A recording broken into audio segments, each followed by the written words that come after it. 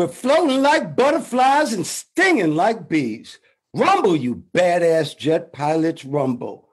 Hi, welcome to the Wingmen Show. My name is Drew Brown. We hope to inspire, entertain, and learn something so we can all make this world a better place for our children. I'd like to introduce to you somebody who's my friend, my wingman, my main man, and I have a wingman watching my back, Dr. Paul Thompson. Hey, Paul, what's happening? Oh, not much. Hello, everyone. I'm Paul Thompson, and you just heard from Mr. Drew Brown, Dark Gable. He's the American dream. He's the man, the myth, the legend, the pilot's pilot, the role model's role model, and most importantly, his royal fullness. How are you doing today, Mr. Dark Gable? I'm doing great, and I'm glad I'm full of knowledge, Paul. I'm glad I'm full of knowledge. Well, we're going to have a great show right now. Check this out. Dr. Paul, do I have a wingman story for you today? Hey, I'm looking forward to it. What is it? Man, this dude has overcome some odds. I mean, he's inspired me. It's amazing, and it kind of points to the direction that this show wants to help people understand. So I think it's a great wingman story. You're going to love it. Okay, good. So I was on my Peloton this morning doing my workout. And I'll tell you something, we're not getting paid for Peloton, but I think I'm going to start actually talking about products that are great. And if they want to pay us, fine. But I love Peloton. It really has changed my life. I do the exercise. We do yoga now. Explain to me, how does that work? I've seen a couple of ads for them, and shapely people are getting on and off. What do you really do on it? It's a bike, or is it more than a bike? Well, now it's a bike, and now they just came out with a treadmill. But I got the bike, and it has instructors on it, virtual instructors. The bike costs like $1,500, I think. Now I paid $2,000, but I think you can get it on sale now, $1,500 or something. But then you pay $40 a month. But you just don't get cycling classes. We do yoga on it. We do weight training on it. We do weight training with just body weight, no weights. It's totally changed our life. We actually go to class right here in our house. So Peloton is the bomb. But when I was on that Peloton, I was thinking about our show today. And guess what? Syria is the new dope state. The new narco state is Syria. And what's even more amazing, I'm glad I read sometimes the news, because they got a drug I don't even know about. I never heard about it. It's Captagon. Syria is now dealing in Captagon. It's an amphetamine. It's speed. It's like cocaine. And it's very highly addictive. And they've been selling this to the Saudis, to people in Italy. It's a real big drug trade. And the reason they can't stop it, it's because it's run by the president's brother. You can't stop a drug trade that the president's brother is running, and the president's brother is in charge of the military. So anyway, I think they're just realizing how much money is in the dope trade. These are the same people who are very holy rollers, in their religion. But anyway, this whole government is now selling speed. And the worst part is they've seen how good this drug trade is. They're now trying to start selling meth. They're going to start making meth because they now want to compete in the drug world. So the country is war-torn. Nobody has shit in that country. And the government is now a narco state. They're in charge of selling dope to other Arab countries. What do you think, Doc? Well, it's a narco state. Wow. Sounds like Panama and Noriega. Remember when President Herbert Walker Bush sent troops in there? I think, in fact, Noriega, isn't he in jail in Miami or something? I think they got him back. But, that's interesting. Syria drug war. The country is all messed up. The economy is all messed up. And I guess this is a way to make money, make big money. So you got the military, you got the drugs. So you've got your own very organized kind of crime family. I read something about, didn't they intercept some big shipment? They went outside the Middle East, and it was like $1 billion or $2 billion worth of pills they got in Malaysia. They sure did. It's $1 billion trade. We're not even talking hundreds of millions anymore. Suffering and dope. And it kind of reminds me of Afghanistan. Now, don't they? They're big in the poppy production. Yes, but this is the difference, Paul. And I know you're not big on drug knowledge, but poppies, opioids make you go down. Amphetamines, cocaine make you go up. And you brought a great point out, because guess where they make most of their money? They sell it to people in war, because they're always fighting all these countries. So they sell it to both sides. So the soldiers stay up, they're high, and they're ready to do battle. It's not funny, but that's where it's at now. Wow. Well, welcome to the New World Order. How about welcome to something else that I want to discuss with you? I want to share with you a new way to cook. It is called sous vide. SOUSVIDE. And obviously, I think I'm very smart because I know what I'm talking about now. The truth is, my son, little Drew, Dr. Brown, turned me on to this way of cooking. It is an incredible way to cook. So let me explain to you, because I have some pictures and I'm going to put some pictures on, but it is the perfect way to cook steak, the perfect way.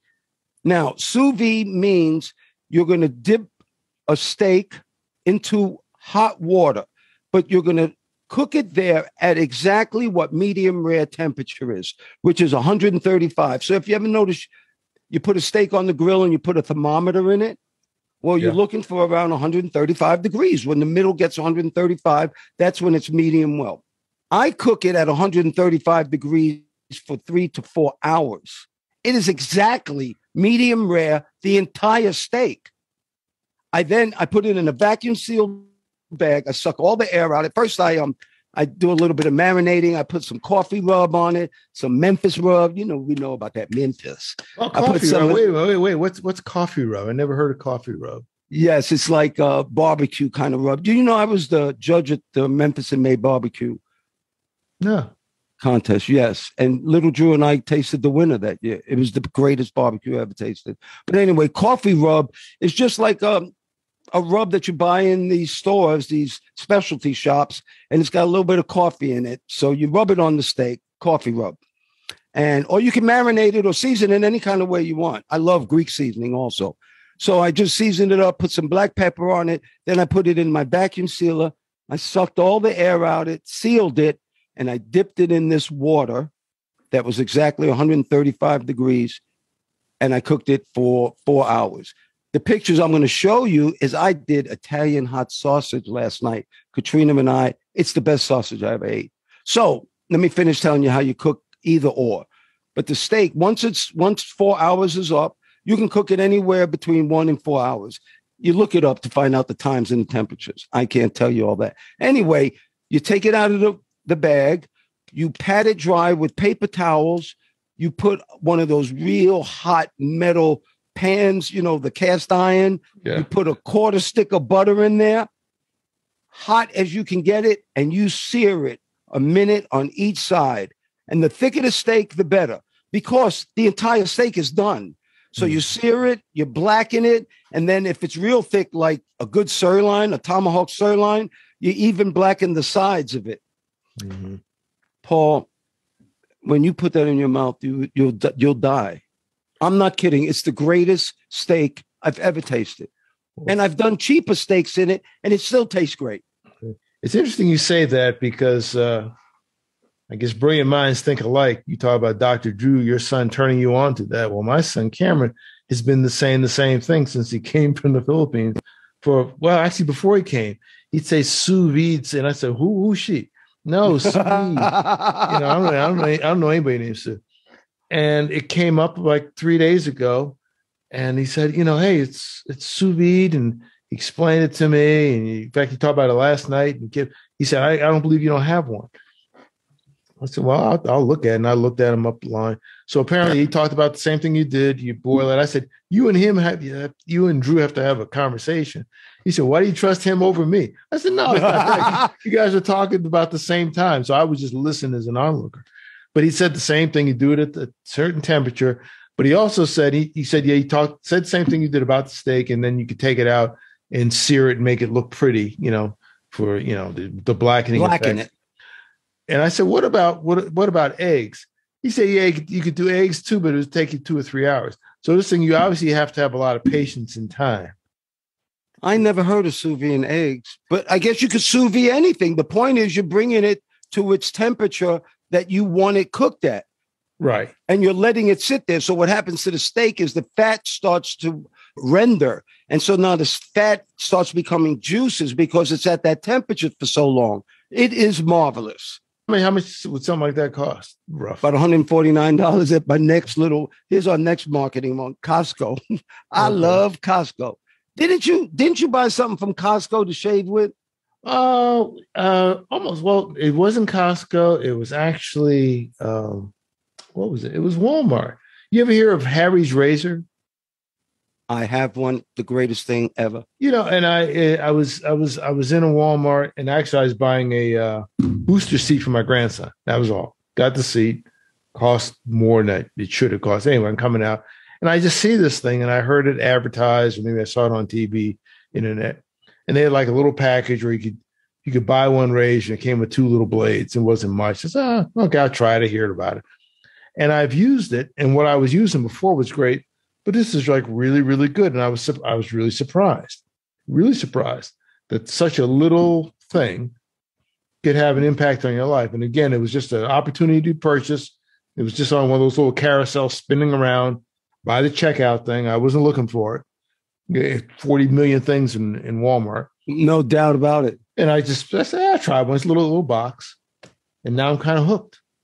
I'm hooked for sure. You know, when I got the Harry's razor, I think I sent in the little form or I did it online.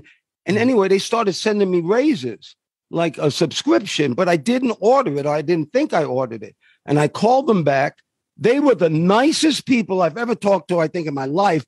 They were so nice. I said, do you sell anything else I can buy? I bought a little $10 stand. They were so nice. But they canceled it. Oh, don't worry about it. Keep the razors. If you need some, just let me know. I mean, all of a sudden, I'm a Harry's fan. So Harry's, in other words, they had customer service that actually provided customer service. Right. Like Apple was or still is mostly, but customer service, big time. Yeah. Guess what else? What? You want to hear some other news? Your girl Rihanna now has her own country. Barbados has been let free by the English. And you said on our very first shows, you talked about the sun rises with England or something like that. Yeah, the sun never sets on the British Empire. That was the phrase at one point, and that was true. Well, it just happened. What do you think about that? I heard about that. Yeah, basically the Queen is no longer the quote unquote head of state for Barbados, and she's still, because they were part of the Commonwealth, and it was something they came up with. It's 54 countries initially, and they're basically places that England took over and used or exploited. And in the 60s, a lot of these places got independence because Britain was kind of running out of money, and the natives are getting restless, so to speak. So now the Barbados is separate. They're probably not totally separate, but the thing is that this is all, I don't know. I think it's really just a ceremonial thing. To see the Queen on your money is pretty impressive. But one people don't realize that the Commonwealth extends to other countries too. Most of them are what we call third world countries, but it also includes Canada and Australia. She's still the head of state there. There's no political power. Yeah, no political power. It's just a functionary, and there's probably a lot of stuff that goes on behind the scenes. Do you think they had power in Barbados, England? Maybe in terms of trade agreements. I'm not sure how they work. I think all the Commonwealth countries are supposed to be sort of separate. They're just bonded together by their relationship with Britain. Other than that, they're independent. Jamaica, for example, is not that far from Barbados. She is still the head of state. I think it's kind of bizarre myself, considering the original inhabitants of those islands are pretty much, if they're not extinct, they're pretty close to extinct. I'd been going to the Caribbean from the late 50s, and I'm not sure if I can actually say I ever saw anyone that was an Arawak or a Carib Indian. Well, correct. Maybe I have. I don't think so. Well, you know, that was big slave trade in the Caribbean, big slave trade. Right. Katrina and I, we lived in the Virgin Islands for 10 years in St. Thomas, which was a U.S. territory. And let me just tell you this. The odds are good, but the goods are odd. It's just strange in the Caribbean sometimes. Wonderful people, though. And my favorite island was Dominica. And that's where, I talk about African-American, like I'm a full American. Stop giving me different names. Or Dominican, go over there and tell them they are African Dominican or something. They are so proud to be Dominican. I haven't seen many other countries. Israel's one of them. A lot of people are very proud of where they come from, but Dominicans are extremely proud of where they come from. Okay. Well, and someone would say, well, are you the indigenous people of Dominica? I've never been there. I don't know who's there, what they look like. I don't know. I don't know the answer to that. Yeah, but Dominica, how about this? They are self-sufficient other than rice. How about that? That's unusual for an island. Yes, because they have all the water there, and the waterfalls are ice cold. I mean, the kind that you dip your cup in and drink. Mm-hmm. It's beautiful there. It's second world, but I love going there. But guess where we won't be going this winter? To the Winter Olympics. We're not going to the Winter Olympics. You and I are not, because I think we're diplomatic or something. Can you believe we're protesting the Winter Olympics by not sending any of our politicians there? Like, that's really going to hurt somebody. Right. It's, I have my own thoughts about that. I saw, a number of countries are boycotting. I saw where Australia and New Zealand are boycotting. Okay, they're sending the athletes. The athletes get to go. Because if the athletes didn't get to go, then they lose everything. They're the ones who've been training their whole lives to do something. So this is just the thing. And I'm wondering, my bias, but how many people really watch the Winter Olympics anyway? A lot that are not in our culture. Okay, skiing. Maybe so. It's figure skating. Like, skiing is a big time sport. Right. Yeah, it's a big time sport. But I'm thinking that the Summer Olympics is kind of where everybody's looking at. It's going to be looking at track and field, swimming, basketball, because of who's playing, and a few other things. Boxing used to be the bomb. In the gymnastics, certainly. Boxing used to be the bomb. Then they started cheating a whole lot. They started cheating a lot, and that took it away. But what is tiddlywinks and ice skating or skateboarding is a part of it or whatever? Yeah, skateboarding. You want to hear something? This brought something up that I've been wanting to say. When East and West Germany, when they became one country, there were a group of people who were not very happy. The athletes. There's only one team now.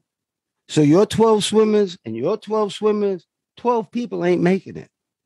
Could you imagine that? Right. The athletes now had to combine, so they were just the wrestling team, not the East and West. And that means half these athletes were cut. Mm-hmm. Anyway, I just always wanted to say that. Talking about sports, the Kentucky Derby winner, Medina Spirit, dropped dead on the track the other day.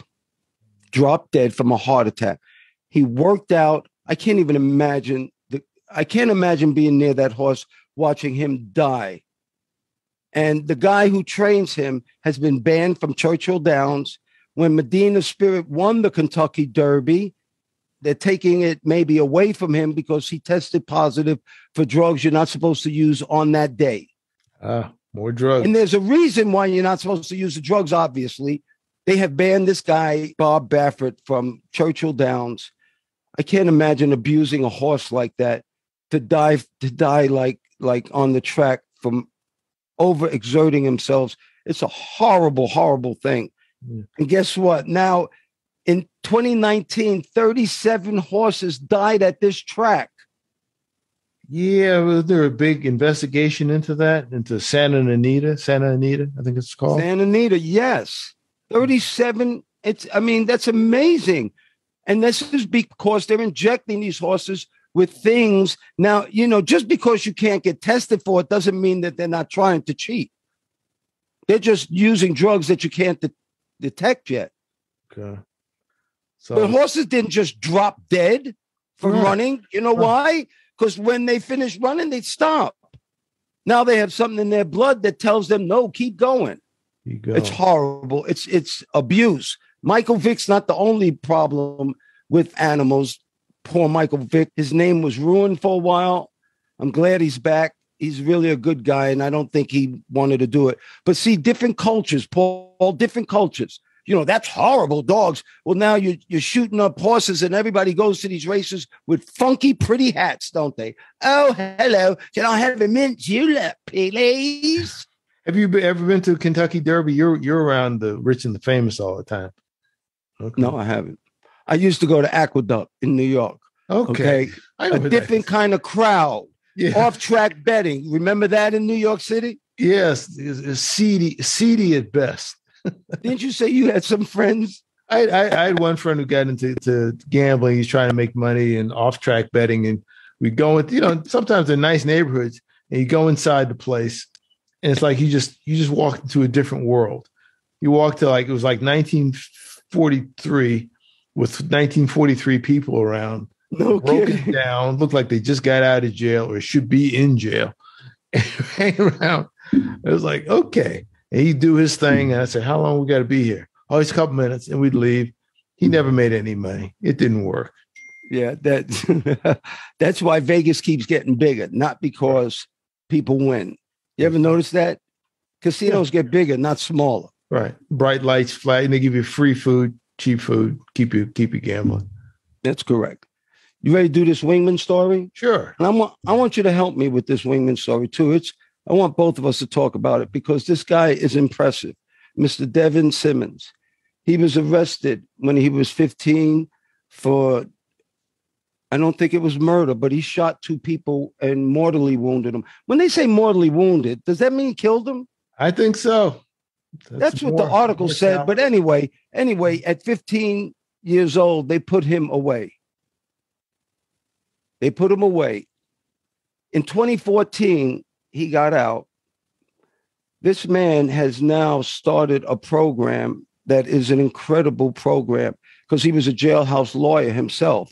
He's now started a program that you can get your GED in jail, then you can move on up and learn how to be a paralegal. And when you get out, you're guaranteed a job, a fellowship, an incredible thing. And that's from him being 15.